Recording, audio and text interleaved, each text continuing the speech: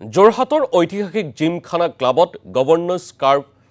ঘোঁৰা দৌৰ প্ৰতিযোগিতাৰ আয়োজন অহা ৭ মাৰ্চৰ পৰা ৯ মাৰ্চলৈ অনুষ্ঠিত হ'ব এই প্ৰতিযোগিতা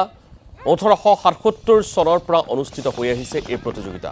আৰু সেই উপলক্ষে টিয়কৰ জাজিমুখত ব্ৰহ্মপুত্ৰৰ বালিচৰত জানুৱাৰী মাহৰ পৰা চলে ঘোঁৰা দৌৰৰ অনুশীলন এইবাৰো ব্ৰহ্মপুত্ৰৰ বালিচৰত চলিছে ঘোঁৰা দৌৰৰ অনুশীলন আৰু এই সন্দৰ্ভত বিতংভাৱে জনাব সতীৰ্থ সাংবাদিক ৰিজু কুমাৰ শইকীয়াই আজক যোৰহাটৰ ঐতিহাসিক যি জিমখানা ক্লাবত আয়োজন কৰি অহা যি ঘোঁৰা দৌৰ প্ৰতিযোগিতা সেই ঘোঁৰা দৌৰ প্ৰতিযোগিতাত অংশগ্ৰহণ কৰিবৰ বাবে ইতিমধ্যে ৰাজ্যখনৰ বিভিন্ন স্থানৰ লগতে যোৰহাট জিলাৰ যি জাজিমুখত এতিয়া প্ৰস্তুতি তুংগত উঠিছে অহা ৭ তাৰিখৰ পৰা ৭ মাৰ্চৰ পৰা ৯ তাৰিখলৈকে অনুষ্ঠিত হ'ব ঐতিহাসিক গভৰ্ণৰ্ছ কাপ আৰু এই গভৰ্ণৰ্ছ কাপত অংশগ্ৰহণ কৰি আহিছে এইসকল যুৱকে যিসকল যুৱকৰ ঘোঁৰাই ইতিমধ্যে গভৰ্ণৰ্ছ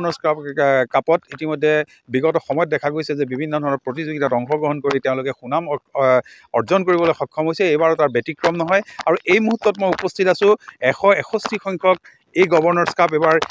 অহা ৭ তাৰিখৰ পৰা অনুষ্ঠিত হ'ব যোৰহাট ঐতিহাসিক জিমখানা ক্লাবত আৰু তাৰ বাবে ইয়াৰ প্ৰস্তুতি মোৰ সহযোগীয়ে দেখুৱাইছে যে এইসকল যুৱক এতিয়া ব্যস্ত হৈ পৰিছে আৰু এই যুৱকসকলক নেতৃত্ব প্ৰদান কৰিবৰ বাবে কেইবাজনো যুৱক ইয়াত আছে প্ৰশিক্ষণ প্ৰদান কৰি থকা হৈছে ঐতিহাসিক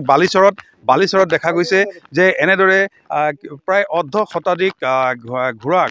এই বালিচৰত তেওঁলোকে অনুশীলনত ব্যস্ত আছে প্ৰতি বিয়লি এয়া এক সুলভ দৃশ্য আৰু যে গভৰ্ণৰ্ছ কাপৰ যি ৰিহাৰ্চেল বা অনুশীলন সেই অনুশীলনত ব্যস্ত থাকে এইসকল যুৱক মই এজন যুৱক আছে যিজন অন্যতম এগৰাকী নেতৃত্ব বহন কৰি আছে এই অঞ্চলৰ পৰা কি ক'ব গভৰ্ণৰ্ছ কাপত জাজিমুখৰ ঘোঁৰাই ইতিমধ্যে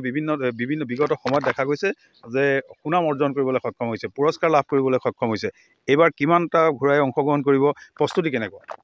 এবাৰ 45মান ঘোঁৰা তাত অংশগ্ৰহণ যাব কিন্তু এতিয়া বৰ্তমান আমিও গভৰ্ণৰ কাপৰ কাৰণে বহুত চেষ্টা কৰি আছোঁ কিন্তু কেনেকুৱা আশা কৰিছে এবাৰো বাৰু আশা কৰিছোঁ কিন্তু তাত মানে কিমান ঘোঁৰা হ'ব 70টা ঘোঁৰা হ'ব তাত এইটো 70টা ঘোঁৰা যোনে চেম্পিয়ন হ'ব ইয়ে গভৰ্ণৰ কাপ জিকিব